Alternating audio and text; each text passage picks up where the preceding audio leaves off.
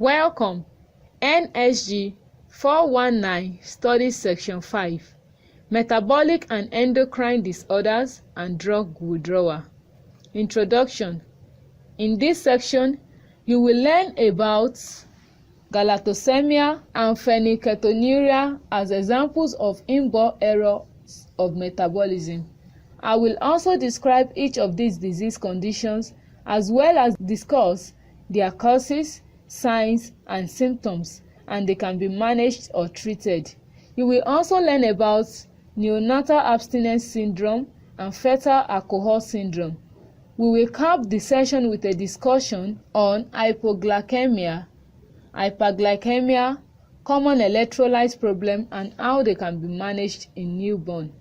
Learning outcomes. When you have studied this section, you should be able to describe and manage galactosemia, describe and manage phenylketonuria, describe examples of endocrine disorders, their clinical manifestation, and how they can be treated. Manage hypoglycemia in newborn, discuss causes of fluid and electrolyte imbalance in newborn. Inborn errors of metabolism. Metabolic and endocrine disorders in the neonate and the effects of maternal drug and substance abuse all have the potential to cause brain damage, poor growth and development, or even death, unless treatment is initiated promptly. The midwife has an essential role in early recognition of and screening for these problems, both antenatally and in the neonatal period. Galactosemia. Babies with this inherited disorder are unable to process a type of sugar that is found in milk called galactose. When the baby eats food with galactose and other harmful substances, build up in the blood and urine and causes severe damage to the brain, eyes, liver, and kidneys. Babies found to have galactosemia, gout, through screening can be treated early with a special diet. Children who start the diet as babies and stay on the diet are less likely to have problems. Description. Lactose is the main carbohydrate in breast milk and most non-soy infant formula, and is broken down into glucose and galactose in the intestine. Individuals with galactosemia are not able to utilize galactose because an enzyme called GALT, galactose 1-phosphate uridyl transferase, is defective or deficient. This leads to an accumulation of galactose and other harmful substances in the blood and urine, which can cause serious health problems. Some individuals have a milder form of the condition in which there is some gout activity. Incidence. The incidence of classic galactosemia has been estimated to be approximately 1 in 60,000 to 70,000, although the numbers will vary according to different sources. Causes. Mutations in the gout gene produce an enzyme with deficient activity. Signs and symptoms. Although babies with galactosemia are normal at birth, they may have serious problems without treatment. The inability to metabolize galactose can result in life-threatening complications, including hypoglycemia, feeding problems, failure to thrive, liver damage, lethargy, bleeding, and sepsis. Even with early treatment, however, children with galactosemia are at increased risk for developmental delays, speech problems, abnormalities of motor function, cataracts, and in females, premature ovarian failure. Diagnosis. Newborn screening for galactosemia involves the measurement of GALT enzyme activity in a dry blood spot. The diagnosis of galactosemia can be confirmed by measuring the amount of galactose and galactose 1-phosphate in the blood. Genetic testing to look for mutations in the GALT gene may also assist in confirming the diagnosis. Management. A galactose-restricted diet is effective in preventing many of the complications of galactosemia, including the liver and kidney problems. It may also reduce the risk for developmental delays. Although early identification and treatment will ensure the best outcome, some individuals with galactosemia are still at increased risk to develop complications as discussed in clinical features. Familial tendency. Galactosemia is inherited as an autosomal recessive disease.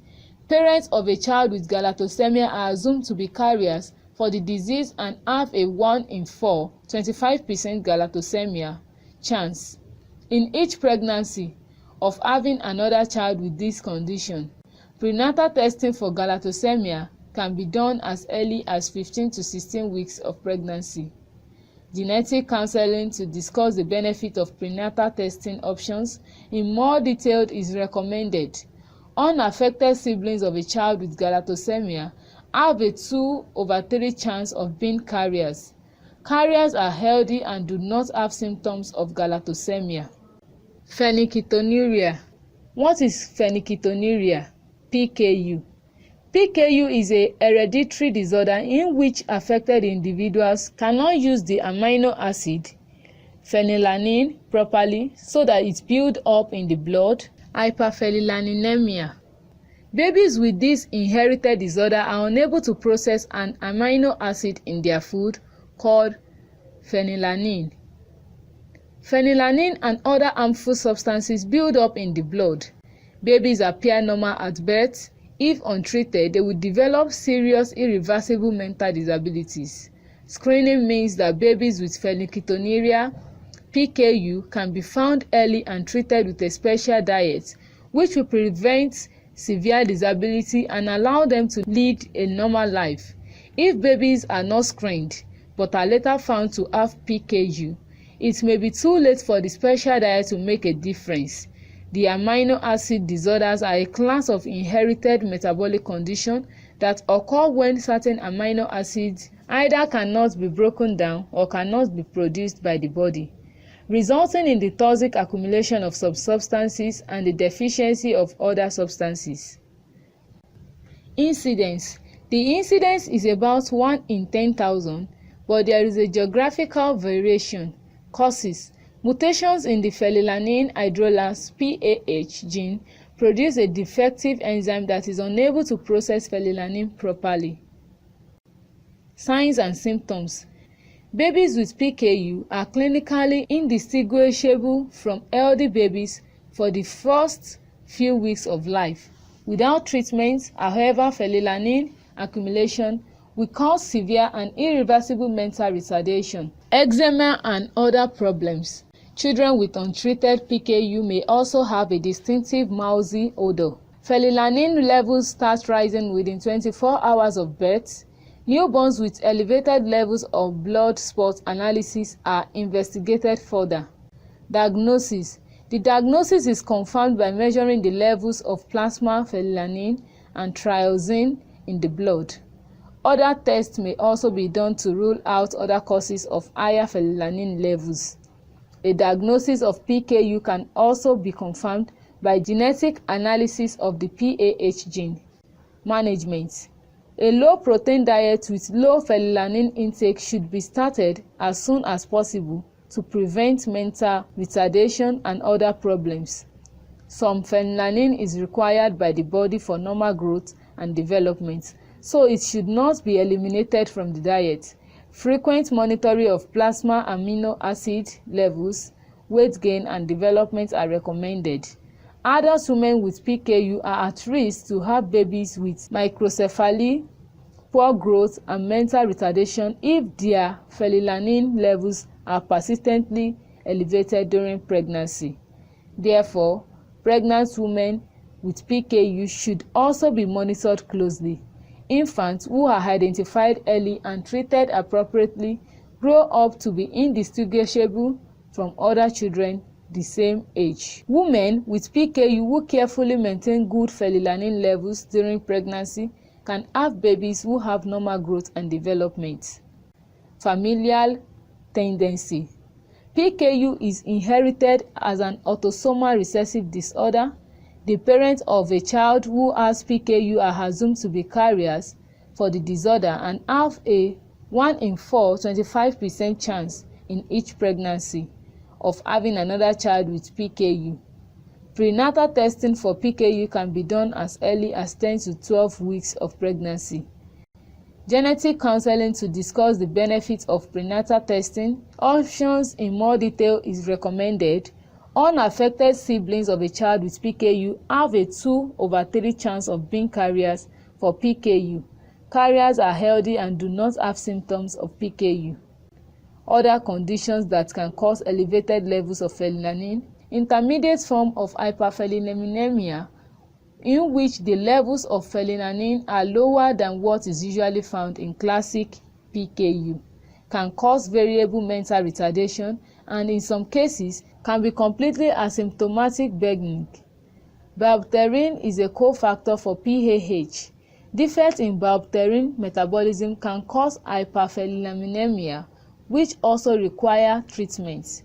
Maternal PKU, hyperalimentation, TPN, and liver disease can also lead to the finding of increased phenylalanine levels in newborn screening blood spots.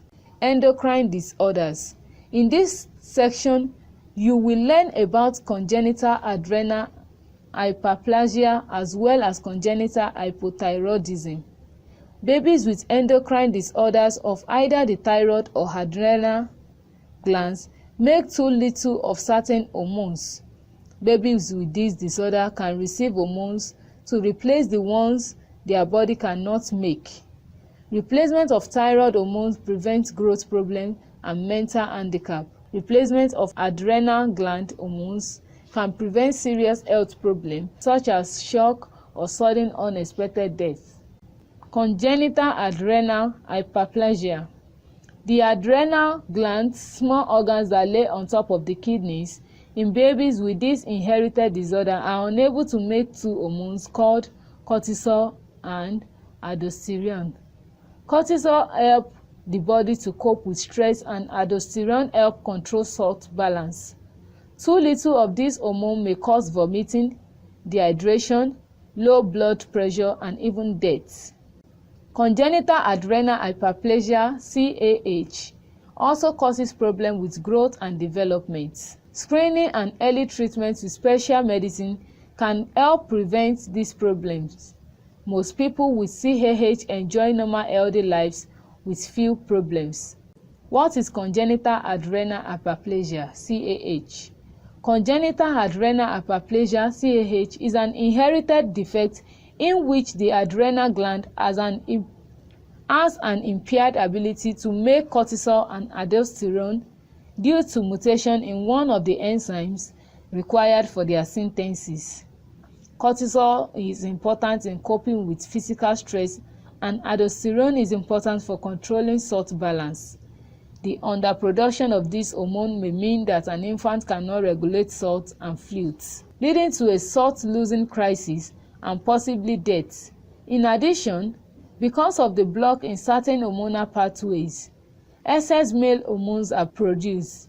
Incidence: CAH affects about 1 in every 16,000 babies. Causes: the most common cause of CAH is deficiency of 21-hydroxylase, 21-OH enzyme, a crucial enzyme in cortisol and aldosterone synthesis.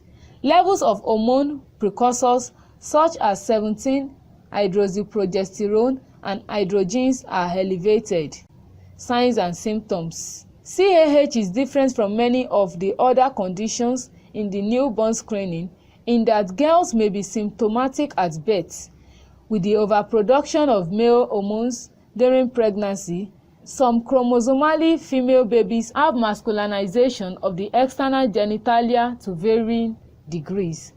Some female babies and all male babies appear normal at birth, but can be at risk for a salt-losing crisis. These babies may present with failure to thrive, vomiting, dehydration, hypotension, hyponatremia, hyperkalemia, and may go into shock and die.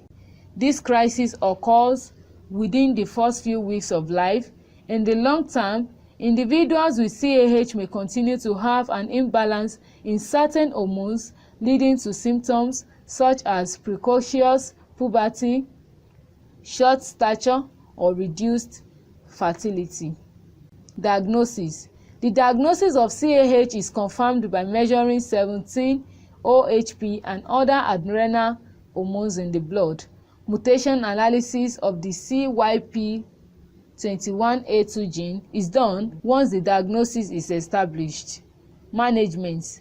Replacement of deficient hormones is an effective means of preventing a salt-wasting crisis and preventing long-term complications as indicated above. Parents of female babies who have had virilization may opt for surgery to improve the appearance of the external genitalia. Infants who are identified early and treated appropriately have a good prognosis but required lifelong management and monitoring. Familial tendency. CAH is inherited as an autosomal recessive disease.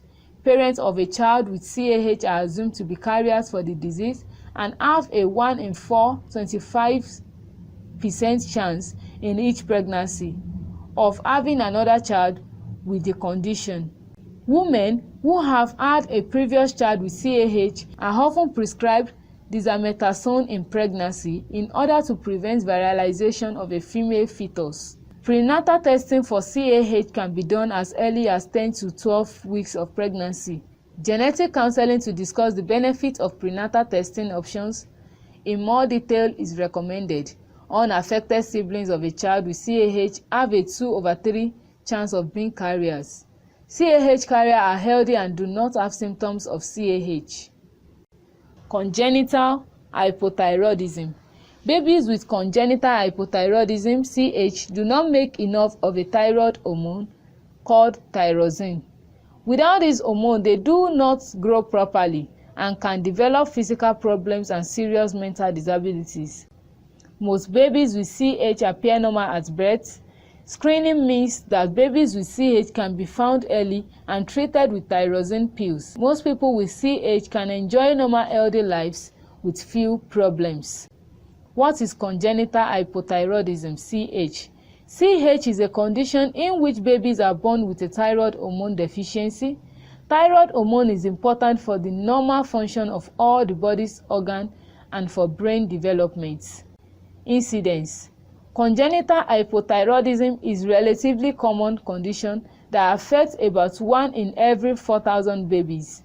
Causes. The most common causes of congenital hypothyroidism are partial or total failure of the thyroid gland to develop and defect in thyroid hormone synthesis. Congenital hypothyroidism is a heterogeneous disorder and likely to have many different causes, both genetic and non-genetic. Signs and symptoms. The majority of babies with congenital hypothyroidism appear normal at birth.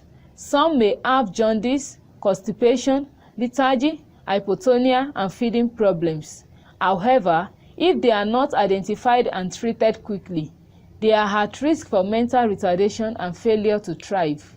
Diagnosis. Screening for congenital hypothyroidism is done by measuring thyroid-stimulating hormone (TSH) levels in dry blood spots. The diagnosis is confirmed with a repeat measurement of TSH and free thyroxine using a blood sample. Further tests can include thyroid scans and X-rays. Management. Thyroid hormone replacement in the form of thyroxine is an effective treatment to prevent the symptoms of hypothyroidism. Treatment is lifelong but is simple to administer and readily available. Infants who are identified early and treated appropriately have an excellent prognosis and grow up to be indistinguishable from other children the same age. Prevention. Since there are many reasons why CH can occur, some parents who have a child with congenital hypothyroidism can have an increased chance to have another child with the same condition, while others do not. Acquired metabolic disorders. Hypoglycemia. Hypoglycemia is the most common metabolic problem in neonates. In children, a blood glucose value of less than 40 mg or dl, 2.2 mmol or liter represents hypoglycemia. A plasma glucose level of less than 30 mg or dl, 1.65 mmol or L in the first 24 hours of life and less than 45 mg or dl, 2.5 mmol or L thereafter constitutes hypoglycemia in the newborn. Description: patients with hypoglycemia take to action. Patients with hypoglycemia may be asymptomatic or may present with severe central nervous system (CNS) and cardiopulmonary disturbances. The most common clinical manifestations can include altered level of consciousness, seizure, vomiting, unresponsiveness, and lethargy. Any acutely ill child should be evaluated for hypoglycemia, especially when history reveals diminished oral intake. Sustained or repetitive hypoglycemia in infants and children has a major impact on normal brain development and function. Evidence suggests that hypoxemia and ischemia potentiate hypoglycemia, causing brain damage that may permanently impair neurologic development. Insulin and glucagon are the important hormone in the immediate feedback control system of glucose. When blood glucose increases after a meal, the rate of insulin secretion increases and stimulates the liver to store glucose as glycogen. When cells, primarily liver and muscle, are saturated with glycogen, additional glucose is stored as fat. When blood glucose level falls, glucagon secretion functions to increase blood glucose levels by stimulating the liver to undergo glycogenolysis and release glucose back into the blood. Normal hypoglycemic counterregulation. In the newborn, serum glucose levels decline after birth until age 1 to 3 hours. Then they spontaneously increase. Liver glycogen stores become rapidly depleted within hours of birth, and gluconeogenesis, primarily from alanine, can account for 10% of glucose turnover in the newborn infant by several hours of age. Causes.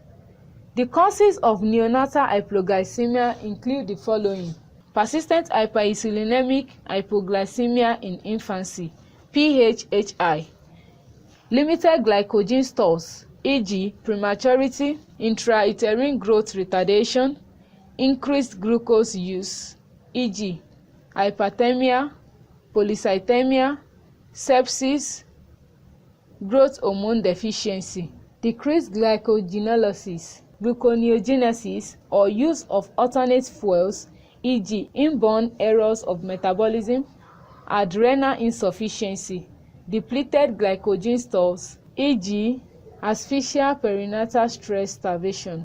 With regard to the last item above, in ketotic hypoglycemia, easily depleted glycogen stores, in combination with inadequate production of glucose through glyconeogenesis, contribute to hypoglycemia. Thus, fatty acid oxygenation is required to provide substrate for glyconeogenesis and ketogenesis. Ketones, the byproduct of fatty acid metabolism, are found in urine and represent the starved state. Early feeding decreases the incidence of hypoglycemia. Inborn errors of metabolism that lead to neonatal hypoglycemia are rare but can be screened in infancy. Prognosis. Hypoglycemia is the most common metabolic problem in neonates. Still, the level or duration of hypoglycemia that is harmful to an infant's developing brain is not known. Major long-term sequelae include neurologic damage resulting in mental retardation, recurrent seizure activity, developmental delay, and personality disorders. Some evidence suggests that severe hypoglycemia may impair cardiovascular function. Remission of congenital hyperinsulinism generally does not occur, but the severity of the disease may decrease with time. Signs and symptoms. Infants in the first or second day of life may be asymptomatic or may have life-threatening central nervous system (CNS) and cardiopulmonary disturbance. Symptoms can include the following: hypotonia, lethargy, apathy, poor feeding, jitteriness, seizures, congestive heart failure, cyanosis, apnea, hypothermia. Diagnosis: serum or plasma glucose level, serum insulin, urine, obtain a force voided urine dipstick for ketones, send urine for organic acid analysis, screening for metabolic errors, electrospray ionization tandem mass spectrometry in asymptomatic persons allow earlier identification of clearly defined inborn errors of metabolism, including amino acidemias, urea cycle disorders, organic acidurias, and fatty acid oxidation disorders. Management: hypoglycemia should be treated as soon as possible to prevent complications of neurologic damage. Early feeding of the newborn with breast milk or formula is encouraged. The mainstay of therapy for children who are alert with intact airway protection includes orange juice at 20 ml or kilogram for patients who cannot protect their airway or are unable to drink. Nasogastric, intramuscular, intraosseous or intravenous IV routes can be employed for the following drug used to raise glucose levels: dextrose, glucagon, diazozide, and octreotide. Start a 5% or 10% dextrose drip when hypoglycemia is recurrent. Surgical exploration usually is undertaken in severely affected neonates who are unresponsive to glucose and somatostatin therapy. Near total resection of 85 to 90% of the pancreas is recommended for presumed congenital hyperinsulinism, which is most commonly associated with an abnormality of beta cell regulation throughout the pancreas. Risks include the development of diabetes. Hyperglycemia. Glucose supply and metabolism are of central importance for growth and normal brain development in the fetus and newborn.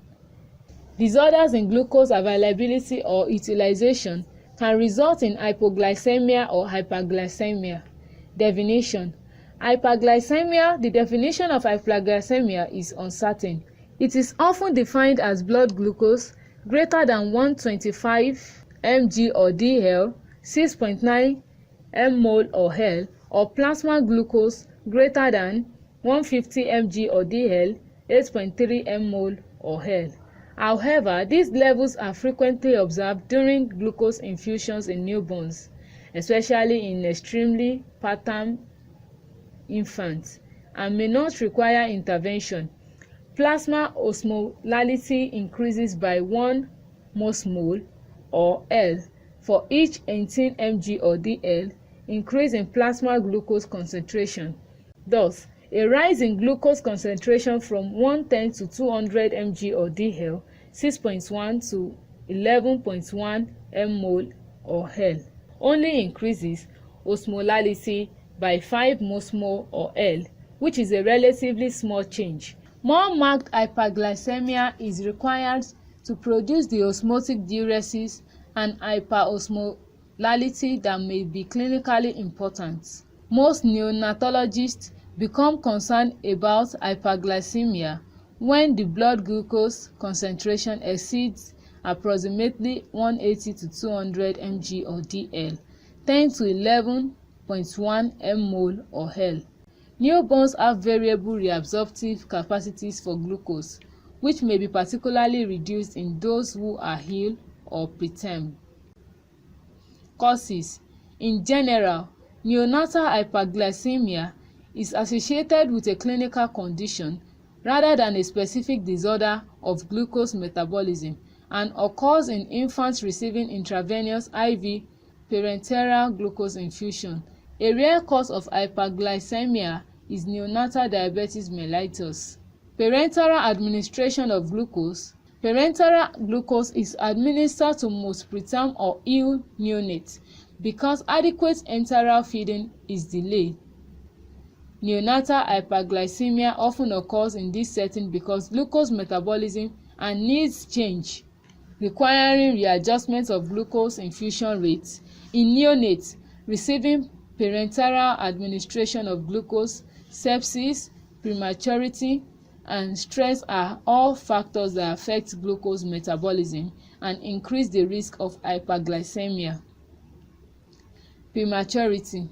Hyperglycemia during glucose infusion is common in preterm infants, especially very low births, VLBW infants, BW less than 1005 gram. Extremely low birth weight, ELBW infants, BW less than 1000 gram, frequently develop hyperglycemia in the absence of high rates of glucose infusion.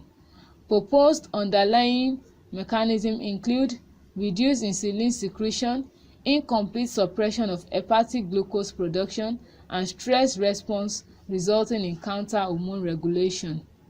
Sepsis.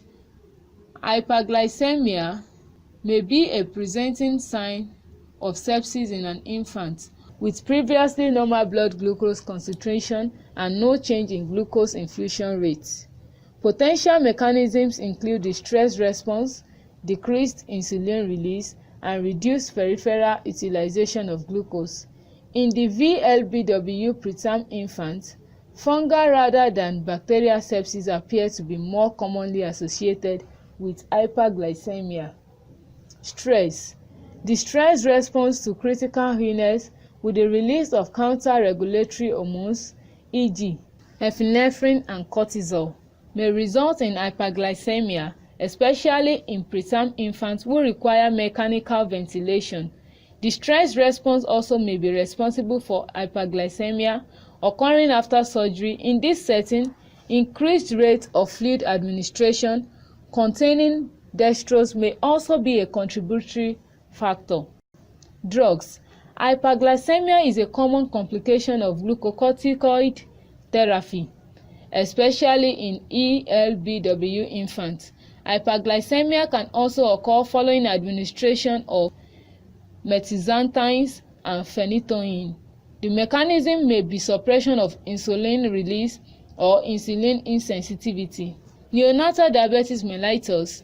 Neonatal diabetes is a rare cause of hyperglycemia with an estimated incidence of 1 in 500,000 births. It is defined as persistent hyperglycemia occurring in the first month of life that lasts more than 2 weeks and requires insulin for management.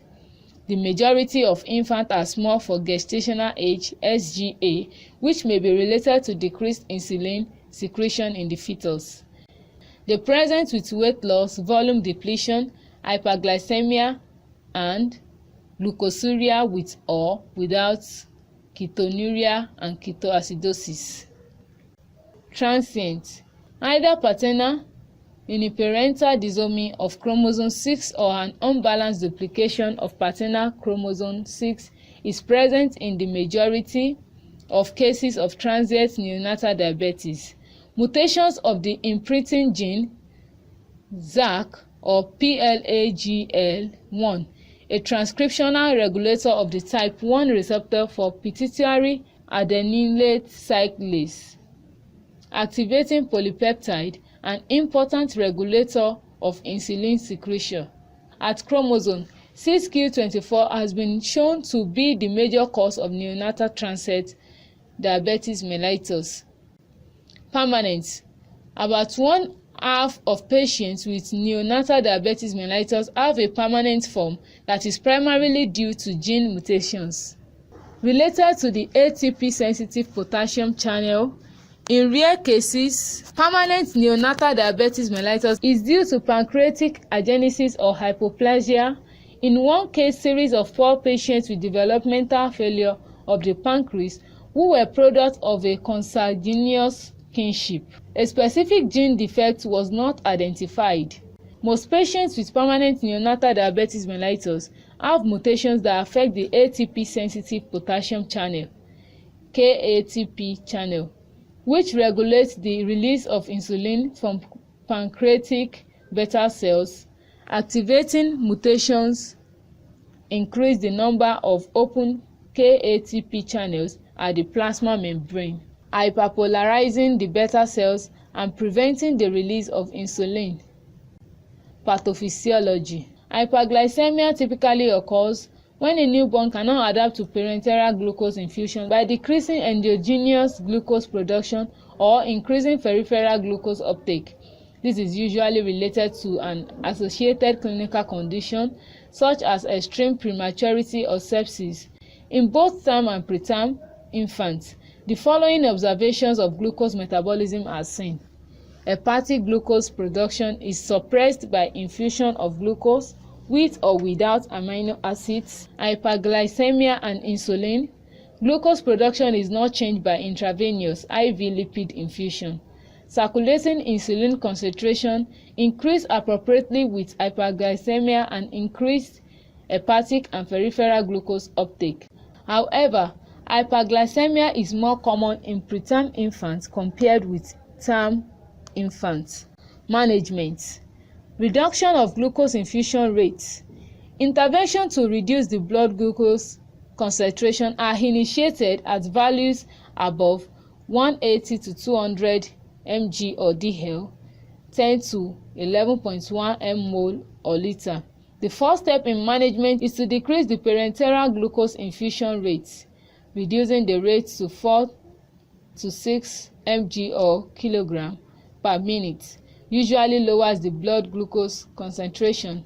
In most cases, this is accomplished by reducing the concentration of the dextrose solution from 10 to 5%. If provided with parenteral nutrition solution and lipid emulsion, infants can maintain normoglycemia with a reduced glucose supply by gluconeogenesis from the metabolism of glycerol and amino acids. However, reducing the glucose infusion rate is a short-term solution because it results in decreased caloric intake and compromises growth. Glucose tolerance typically improves when enteral feedings are established. Insulin therapy.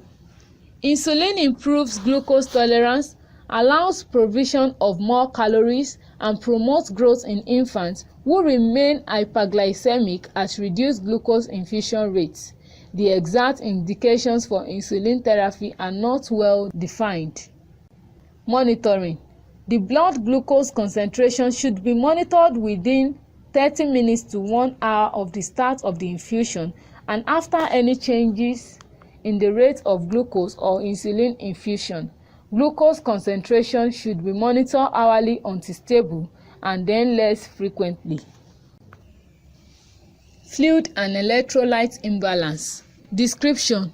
Numerous conditions can affect neonatal fluid and electrolyte balance, as well as renal function. The midwife needs to be aware of the factors that can cause fluid and electrolyte imbalance. These include fluid loss through the skin, which is increased under radiant heater and phototherapy, as well as dehydration from poor feeding. Sick and preterm infants are at risk of fluid and electrolyte imbalance. Infants with respiratory distress syndrome need appropriate fluid replacement. Administration of excessive fluid, however, can lead to hyponatremia and volume overload, worsening the pulmonary condition and increasing the risk that bronchopulmonary dysplasia (BPD) will develop. Inadequate fluid administration leads to hyponatremia and dehydration. As a result of increased work in breathing, infants with BPD have higher energy requirements. Diuretics are often prescribed in these infants to treat pulmonary edema, which can lead to electrolyte disturbance. Common electrolyte problems. Hyponatremia. Hyponatremia is defined as a serum sodium level of less than 130 mEq or L.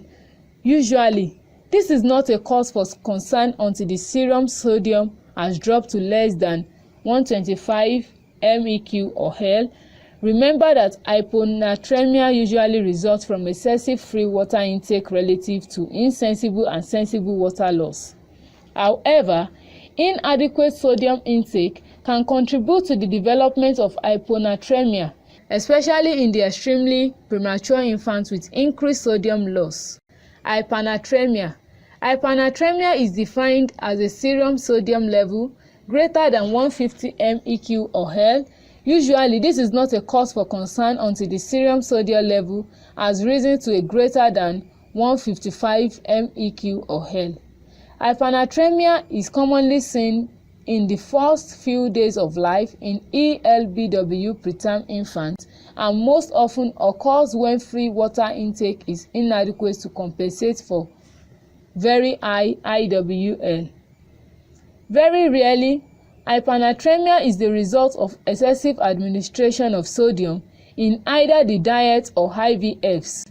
A common cause of excessive administration of sodium is associated with the administration of sodium bicarbonate to infants with pulmonary hypertension or metabolic acidosis in an effort to increase blood pH levels. Remember that most of the potassium in the body is contained in intracellular compartments. Therefore, serum potassium levels often do not accurately indicate total body potassium stores. Hypokalemia. Serum potassium level also depends on blood pH levels because pH affects the distribution of potassium between ICF and ECF compartments. A low pH level shifts K+ out of the cell, whereas alcolysis drives K+ into the cell.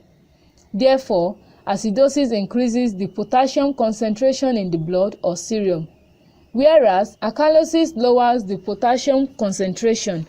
A handy rule is that 0.1 unit of pH change results in a 0.3 to 0.6 MEq or L change in the serum potassium level. Hypokalemia is defined as a serum potassium level of less than 3.5 MEq or L unless the patient is receiving digoxin therapy. Hypokalemia is rarely a cause for concern until the serum potassium level is less than 3.0 MEq or L. Hypokalemia often results from chronic diuretic use and unreplaced electrolyte loss from NG drainage. Electrocardiographic manifestation of hypokalemia include a flattened T wave, prolongation of the QT interval, or the appearance of U waves. Severe hypokalemia can produce cardiac arrhythmia because it is associated with life-threatening cardiac dysfunction. Hyperkalemia. Hyperkalemia is defined as a serum potassium level of greater than 6 MEq or L measured in non-hemolyzed specimen.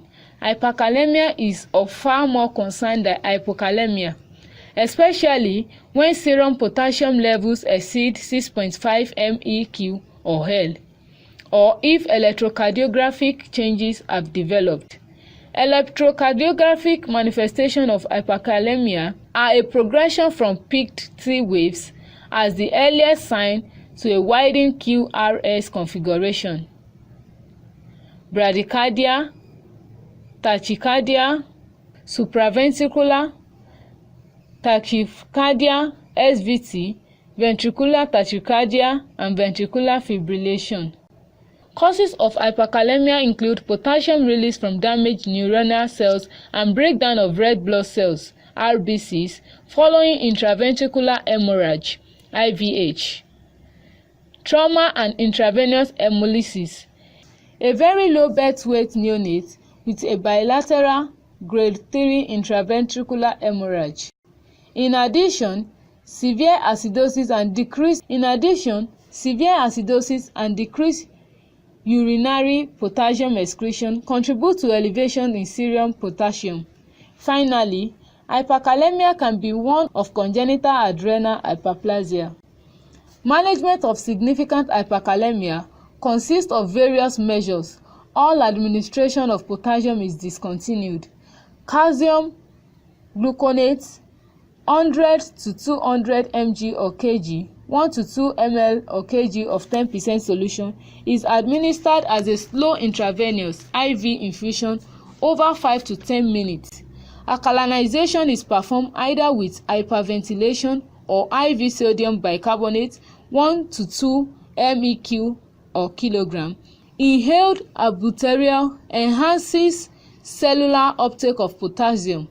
Insulin is administered to assist in driving potassium into the ICF compartment. Insulin must be administered with glucose as a combined infusion to avoid hypoglycemia. Hypercalcemia and hypocalcemia. Total serum calcium levels in term infants decline from values of 10 to 11 mg or dl at birth to 7.5 to 8.5 mg or dl over the first 2 to 3 days of life. Approximately 50% of the total calcium is in the ionized form and is the only biologically available form of calcium. Ionized calcium values rather than total values correlate better with calcium functions such as cardiac contractility. Therefore, many rely exclusively on measurements of ionized calcium. Hypercalcemia is rarely observed in neonates. It is defined as a total serum calcium concentrate of higher than 11 mg or dl or an ionized calcium concentration of higher than 5 mg or dl, 1.25 mol or L. Hypocalcemia is more common and is defined as a total serum calcium concentration of less than 7 mg or dl or an ionized calcium concentration of less than 4 mg or dl, 1 mol or L. Early onset hypocalcemia can occur within the first 3 days of life in premature infants born to mothers with poorly controlled diabetes or in infants who experience perinatal asphyxia. If the infant is asymptomatic and has a total serum calcium level of more than 6.5 mg or dl or an ionized calcium level of more than 0.8 to 0.9 mol or L, close observation alone is appropriate. Calcium supplementation should be provided if the total serum calcium level is less than 6.5 mg or dl or if the ionized level is less than 0.8 to 0.9 mol or L. Late onset hypocalcemia develops after the first week of life and is usually associated with conditions with high serum phosphate levels, including hypoparathyroidism, maternal anticonvulsant use, and vitamin D deficiency. Vitamin D deficiency usually resolves with reduction of the renal phosphate load or with vitamin D supplementation. Management is to restore fluid and electrolyte balance and treat the underlying cause. It is important that the midwife ensures that a baby under phototherapy receives sufficient fluid to prevent dehydration. Also, it is the midwife's role to ensure that parents are educated to follow the manufacturer's instruction for the reconstitution of artificial milk feed and are able to cope with the task. Incorrectly made up formula can result in a feed that is too high in sodium. Drug or substance withdrawal. Maternal drug use during pregnancy. Pregnant women who use drug are at higher risk for abruptio placentae, spontaneous abortion, preterm labor and precipitous labor. Neonatal abstinence syndrome (NAS). Description: neonates with drug dependence acquired in utero manifested by a constellation of neurologic and physical behaviors. Neonates who are born drug addicted are at risk for urogenital malformations, cerebrovascular complications, low birth weight, decreased head circumference, respiratory problems, drug withdrawal and death. Causes: intrauterine exposure to drugs including opioids, heroin, methadone, marijuana, amphetamines. Signs and symptoms: high-pitched cry, jitteriness, tremors, irritability, poor feeding habits, hyperactive Moro's reflex, increased tendon reflexes, frequent sneezing and yawning, poor sleeping pattern, diarrhea, vigorous sucking on hands, low birth weight or small for gestational age. Signs and symptoms of withdrawal.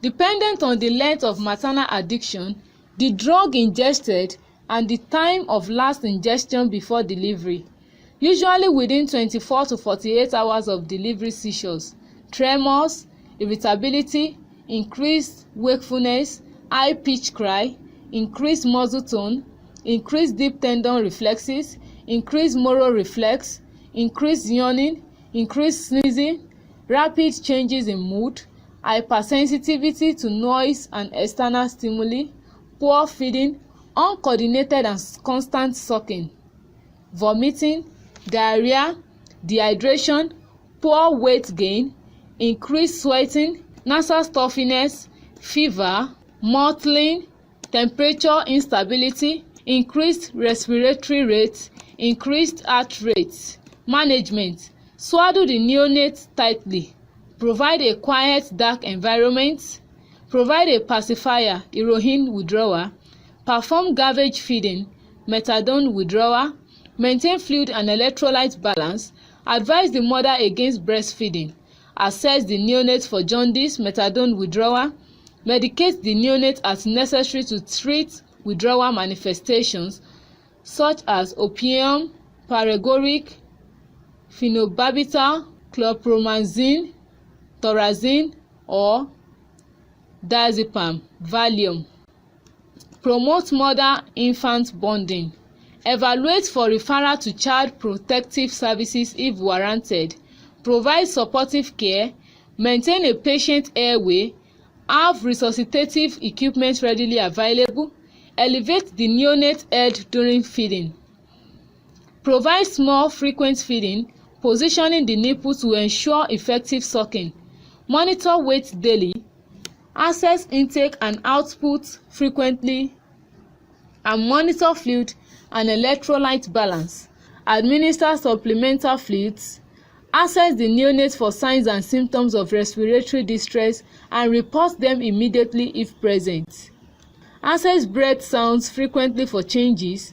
Administer supplemental oxygen and assist with ventilatory support. Monitor arterial blood gas value and transcutaneous oxygen levels.